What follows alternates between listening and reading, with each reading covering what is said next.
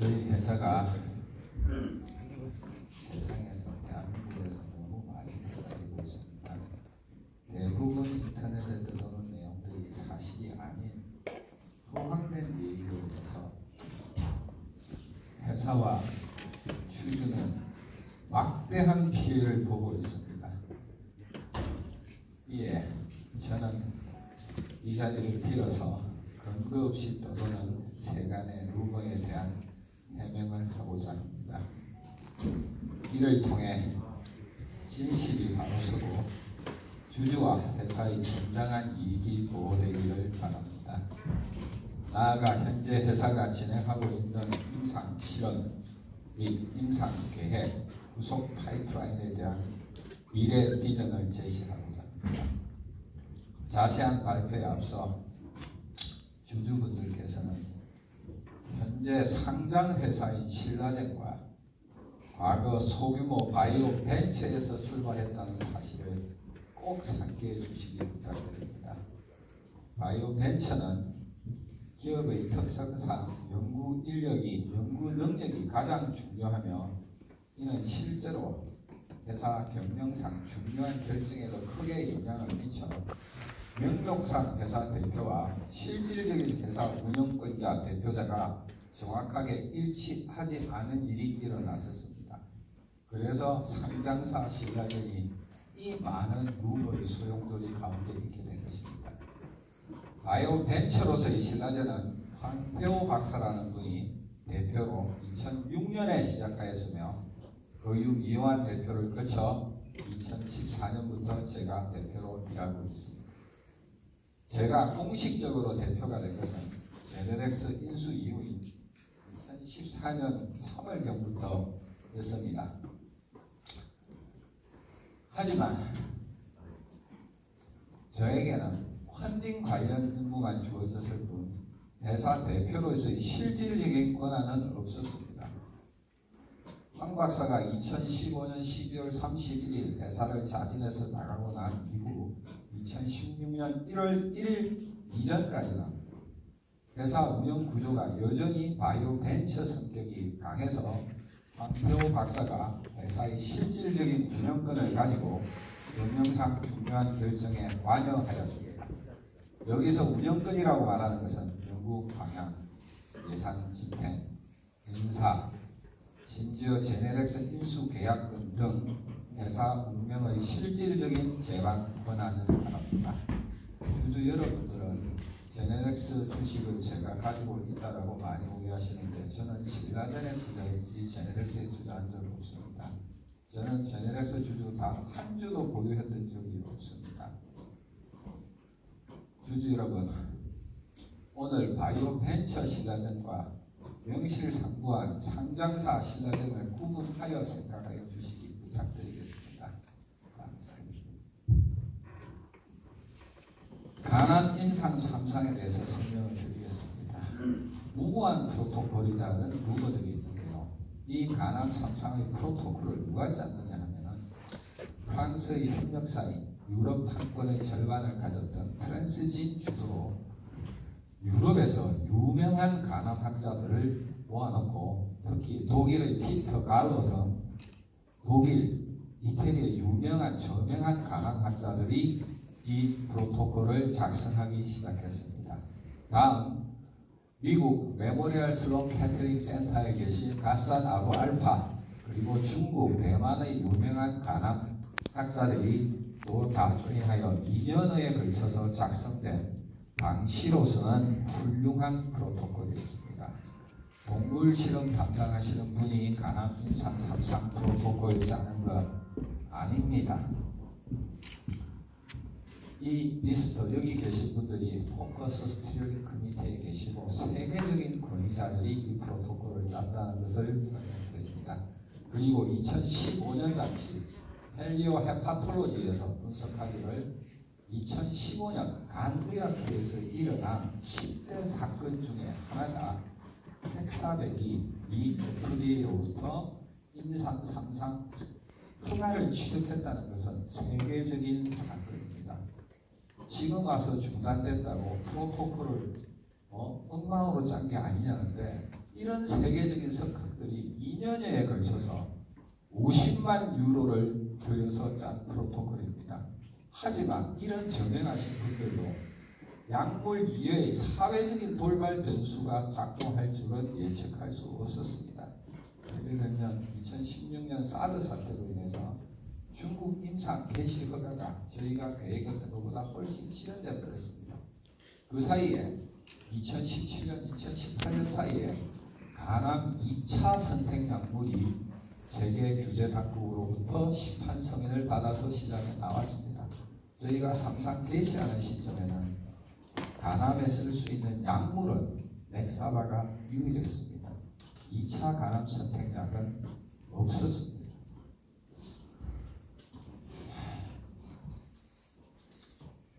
이렇게 저희 간암 3상 프로토콜이 렉사바과 렉사바 전용 치료와 렉사바 단독 치료에서 환자의 수명을 비교하는 것이 3상 프로토콜의 근간입니다. 이 구제 약물들이 대조군 환자분들에게 많이 투여가 되어버렸습니다. 회사가 왜 그런 것을 컨트롤 못하냐고 하시는데요. 스폰서인 회사는 그런 정보에 일절 접근할 수 없고 환자분의 목숨입니다. 그 목숨을 더 연장하기 위해서 각각 의사분들이 각각 판단에 의해서 구제 약물로 심판 승인 약물을 투여하는 것은 그분들의 자유입니다. 이거를 막을 수 있는 방법도 없고 몇 명한테 투여되는지 알 수 있는 방법도 없습니다. 회사가 알 수 있는 것은 딱 두 가지입니다. 그날까지 등록된 환자 숫자, 그날까지 사망하신 환자분 숫자만 알고 있는 것이지 저희가 그 이상의 데이터는 접근되지 않습니다. 그런 게 만약에 그런 일을 저희가 시도하다가 문제가 되면 삼상은 스톱됩니다. 저희는 이 FDA 그리고 20개국 규제기관의 엄격한 관리 감독하에 삼상을 진행한 것입니다. 그리고 주주분들이 저희가 환자 사망 숫자가 빨리 나오지 않아서 데이터를 공개할 수 없습니다 라고 저희가 주주분들께 거짓말했다고 하시는데요. 실제로 구제 약물이 들어가면서 환자분들이 굉장히 오래 생존하고 계셨습니다. 그 데이터로 다 있고 저희가 회사가 주주분들을 쏘는 것은 없습니다. 또 한 가지 여기서 간암 그런 거 어떻게 됐느냐, 왜 분석을 안 하냐고 하시는데 열심히 분석 중에 있습니다. 분석을 저희 마음대로 하는 게 아닙니다. 양 박사를 지도하에 미국에서 전행국에서 영입됐던 40년간 신약 개발을 했던 연구진들과 같이 삼상 프로토콜을 분석하는 프라이머리 엔드포인트 OS 환자 수명 연장 이렇게 분석할 수 없다. 이거는 구제 약물이 붙었기 때문에 그래서 이 FDA를 지난 20개월간 대화를 통해서 설득했습니다. 프라이머리 엔드포인트를 바꾸겠다. 프로그레션 프리 서바이벌 레이트든지 AFP든지 이 핵사백이 간암에 작용한다는 과학적인 근거를 다시 분석하겠다. 규제당국 여러분들 이렇게 분석하는 것을 승인해 주시겠습니까? 라고 승인을 먼저 받아야 됩니다. 저희가 분석 우리 마음대로 해놔놓고 야 이거 간암약물 맞잖아 라고 서류 내밀면 그런 서류 받아주지 않습니다. 그리고 규제당국은 무소불위의 권력을 가지고 있기는 하지만 약물 개발을 규제하려고 있는 게 아니고 불법적인 행위나 약물 개발을 도와주려고 계시는 분들입니다. 전 세계 식약청이 신약 개발을 억제하는 것이 아니라 인류를 위해 개발되는 약물이 있으면 잘못되는 점은 없게. 이 FDA가 언제 생긴 줄 아십니까? 1906년에 생겼습니다. 그 당시만 해도 상표 관리하는 정도였지 큰 권한이 없었습니다. 이 FDA가 무소불위의 권력을 가지게 된 것은 1938년도에 일어났던 엘릭슨 설포닐 아마이드 중독 사건입니다. 인류가 세균과의 전쟁에서 첫 번째로 찾아냈던 물건은 프론토질입니다. 1936년도에 독일 바이에리 개발했습니다. 하지만 1년 후 프랑스 파스테르 연구소에서 프론토질이 유성분이 아니다라는 것을 논문으로 증명했습니다. 설포닐 아마이드가 항생 물질이다 라고 공개하는 순간 바이엘은 재정적으로는 재앙을 받습니다. 왜? 전 세계에 있던 화학 공장이 어느 날 갑자기 로얄티를 하나도 지급하지 않고 설포닐 아마이드를 자의로 생산할 수 있는 꿈의 항생제를 가지게 된 것입니다. 그 당시 미국에 있던 앨리슨 설포닐 아마이드 중독 사건은 미국에 하나 있었던 회사가 이름 정확하게 기억이 안 나는데 앨리슨에 있습니다. 설포닐 아마이드를 생산해서 파는데 거기에 잘못 넣었던 무슨 지방 성분인데 아세틸글리코린 무슨 어떤 지방용액을 넣었는데 그러고 라벤더 같은 아로마를 섞어서 판매를 했습니다. 근데 중간에 들어갔던 그 물질이 심장 독성을 일으켜서 240갤론이 팔렸는데 이 FDA가 중독 사건이 터진 것을 보고받고 급하게 수거를 했지만 6갤론을 수거를 못했습니다. 그 6갤론 때문에 미국 전역에서 100여 명 이상이 사망했습니다. 그래서 미국이 다시 의회에서 결정을 해서 미 FDA가 38년부터 가지게 된 권한은 앞으로 신약으로 개발될 수 있는 모든 연구는 어떤 절차와 규제 하에서 진행돼야 된다.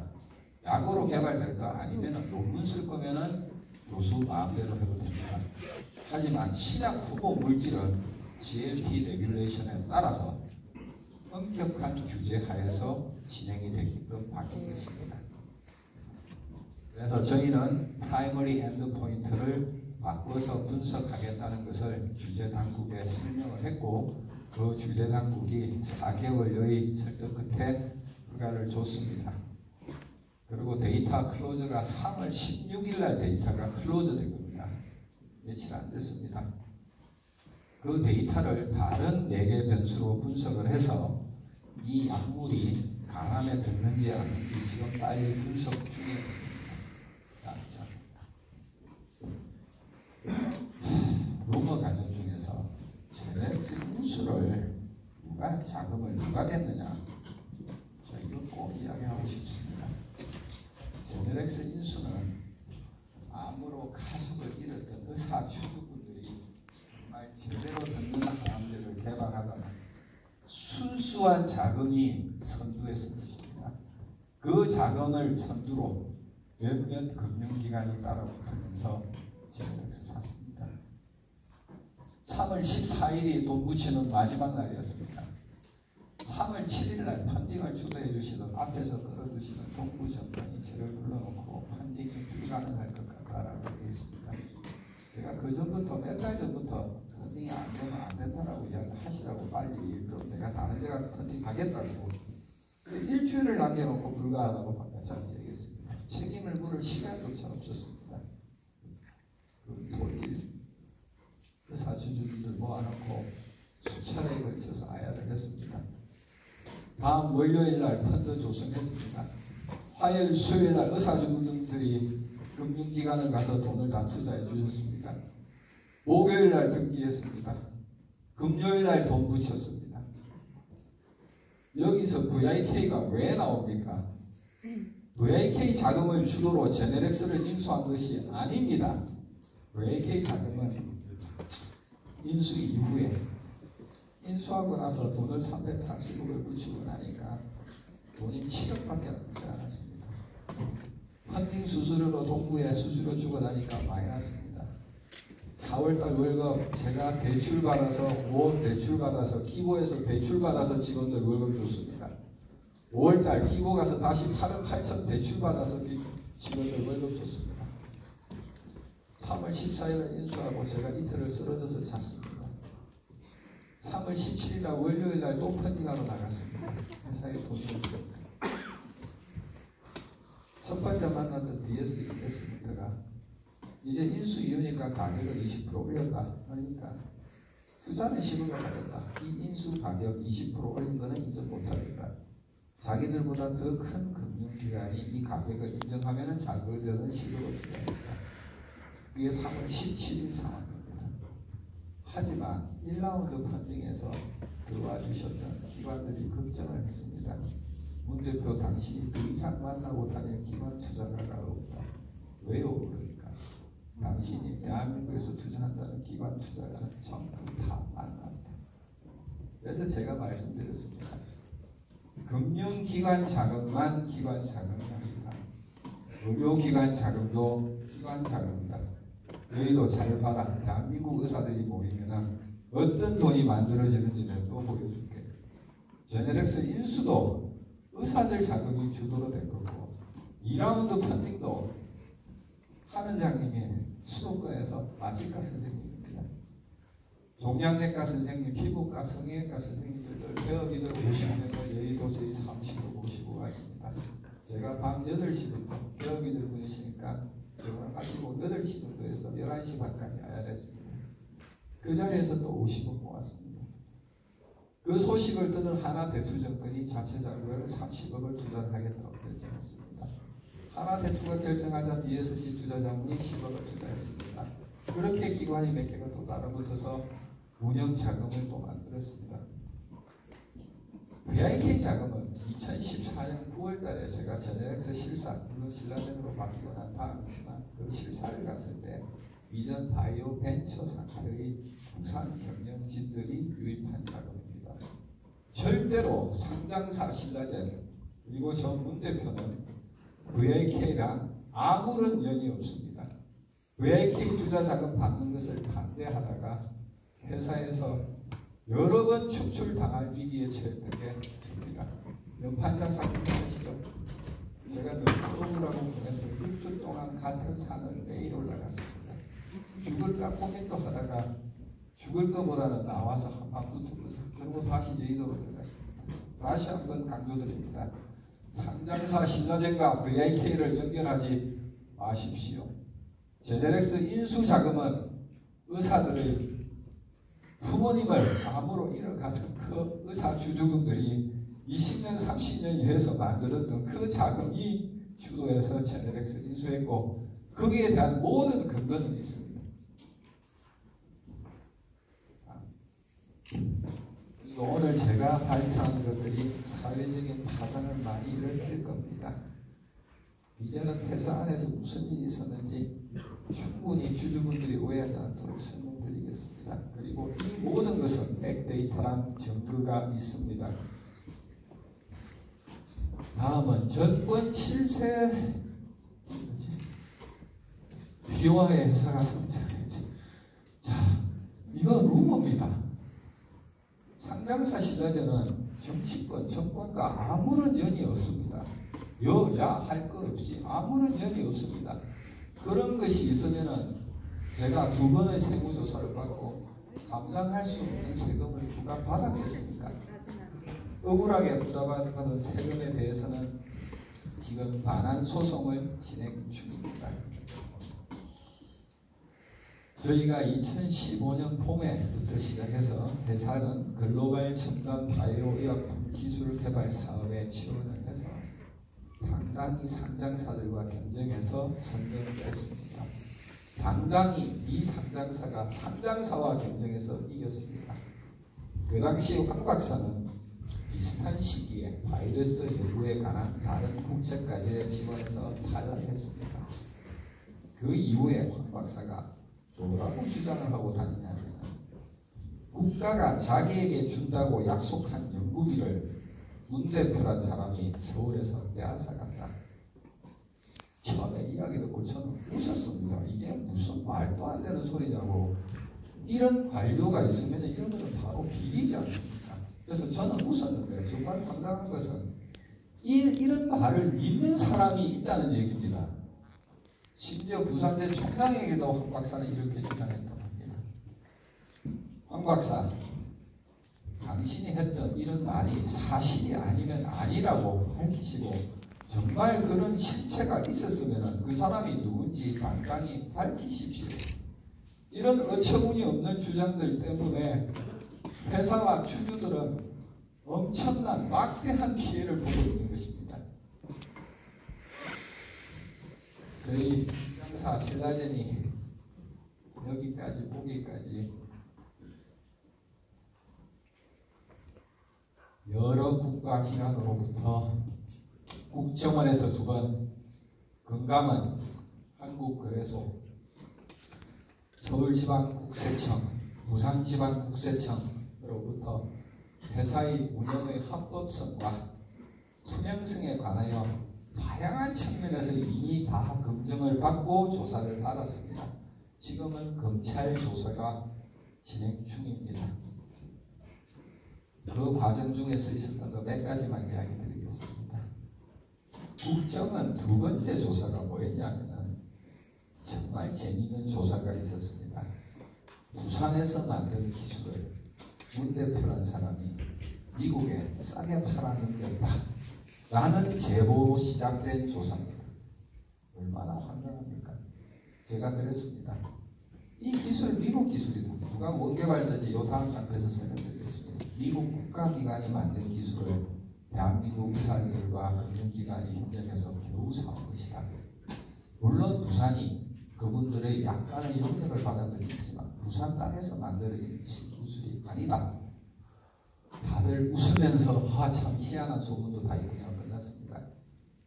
그 이후에 서울지방국세청 세무조사에서는 상장 직후 바로 나왔습니다. 수개월 동안 받아서 BW는 정여세는 미실현 소득이기 때문에 과세 대상이 아니다라고 결론이 났습니다. 하지만 한 달 이후에 금방 세무조사 끝나고 그때도 그 세무조사도 대출받아서 세금 냈습니다. 약간의 세금이 나왔습니다. 부산청에서 갑자기 서울 사무실로 들이닥칩니다. 그래서 부산청 세무조사가 10개월 이상 지속됐고 과세 대상이라고 결정됐고 당시로서는 감당할 수 없는 세금 부과됐습니다. 부산청 세무조사 당시 잘 들으십시오. 제가 가장 많이 들은 질문이 뭔지 아십니까? 그분들이 서울 사무실 들어닥쳐서 저를 세워놓고 첫 번째 한 질문이 뭔지 아십니까? 황 박사 없이 어떻게 연구가 진행됩니까? 제가 이 회사 잘 압니다. 이러고 세무조사가 시작됐습니다. 저한테는 답변할 시간도 주지 않았습니다. 당시 조사를 담당하셨던 과장님, 지금부터 제가 설명하는 황 박사에 대해서 잘 들어주십시오.